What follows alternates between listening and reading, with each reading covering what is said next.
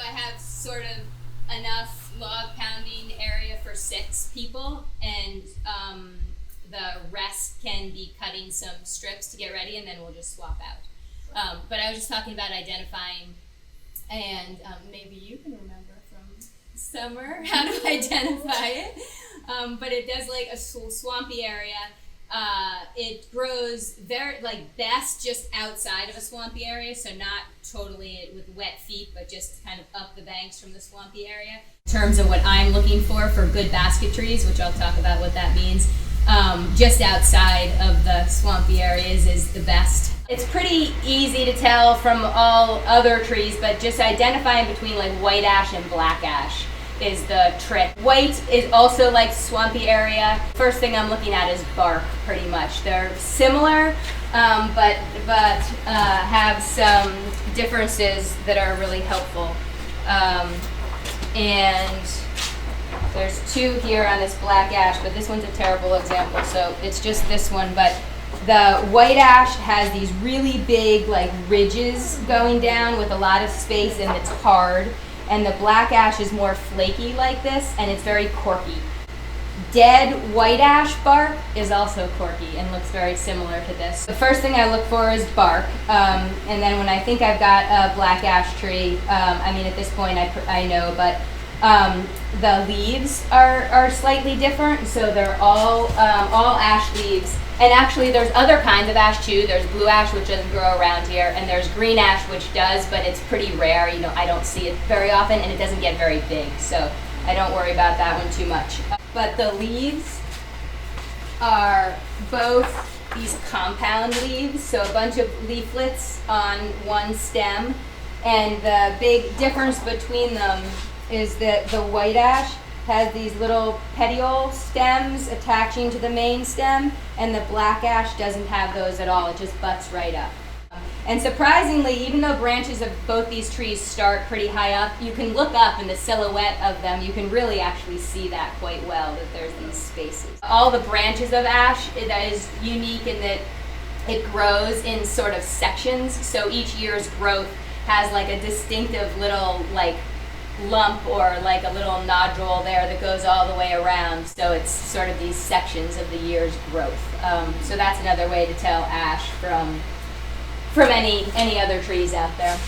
The great thing about ash is that it's a ring porous tree, and it has all this really light, airy spring growth.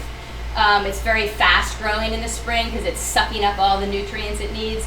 And then once it slows down and doesn't need so many nutrient channels, the growth becomes much more dense and the cells closer together, and that's the summer growth. Take these 3-pound mauls and pound over the whole length of the log. You're crushing that spring airy growth, and it releases the summer.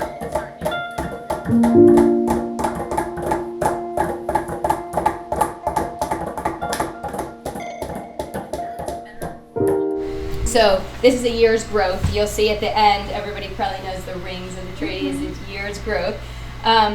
These growth rings can be super thin or super thick. And I want a variety, some thin, some thick, because of different applications that I use for basket making. If you look at the end of these logs, and these logs have been sitting in my pond because you have to pound them fresh, like as soon as you cut them, or I can put them in the pond and they'll last forever in the pond. I've had them in there for, I don't know, at least 8 years, and I have heard that people can keep them in water for like decades and pull them out, and you've got a few layers of pond scum colored splints, but you can pound them and still use them. So these have been sitting in my pond, so it makes it a little bit harder to see the growth rings, but when you come over here and we start pounding, it's a good idea to just look at the growth rings, and you can see that on the south side. So then I look for no branches coming out and nice straight pieces. And hopefully I'll get 2 6-foot logs out of a tree. Sometimes I just get 1 before it gets too branchy, and then the rest is just firewood.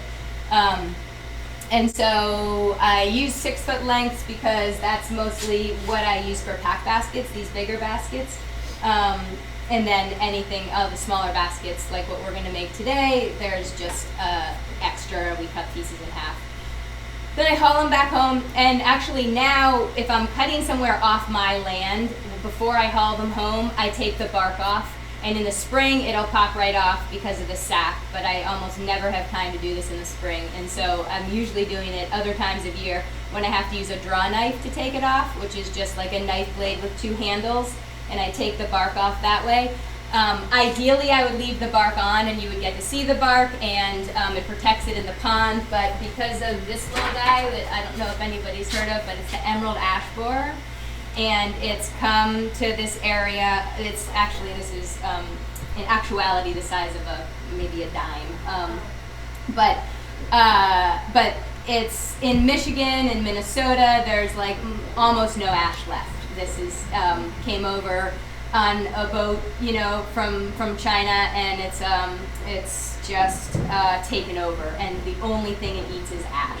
And it goes in and it eats the cambium, the layer between the wood and the bark, and it eats these little channels in it, which is the nutrient channels for the tree. So eventually the tree dies. Sometimes it takes 8 years or something, but if the trees even are like somewhat dead or dying, they're not great for pounding. They just,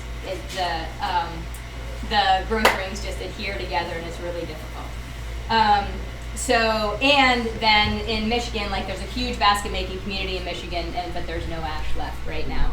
And so there's all kinds of things that people are trying to do to preserve them, and, you know, make sure that eventually they'll be able to come back.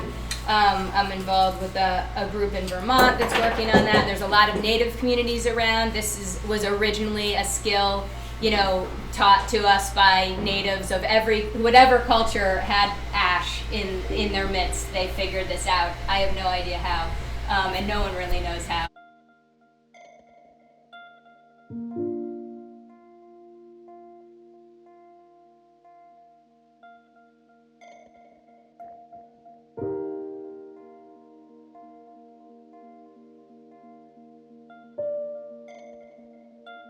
So we're doing basket weaving in a very nice, simple pattern.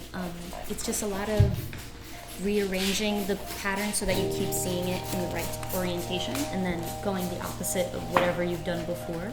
So I guess weaving really is simple. It's just a matter of patience.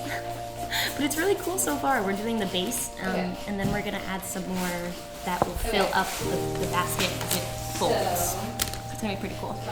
Yes. Yep. And when you do that, if you do it with 2 hands, you can hold it tight. Like you're trying to make that like a tight sort of cross, right up against that. So I use 2 hands, and then this one goes behind. I'm shaving these pieces so that inner part of it's really smooth and come out. This one comes here, and then go like this. Exactly. So that the basket can be nice and like smooth, like kind of like these pieces. Going pretty well if I can just get around this corner. But I think that's kind of life, you know? Let's see. So I'm just kind of like going through a mantra of the directions here, you know, like bottom goes to the top goes up and around the corner. Trying to keep it like relatively straight forward. So this one over here. This is trying to just like keep it simple and not overthink the process, and then just trust that if you do it long enough, you just keep moving forward, you get back to where you started. I'm ready to finish it. And this is really cool. And now I have the base of the basket, which is insane. Wherever it works to tuck it in. So I tuck it into Tuck this itself. in and wrap that up.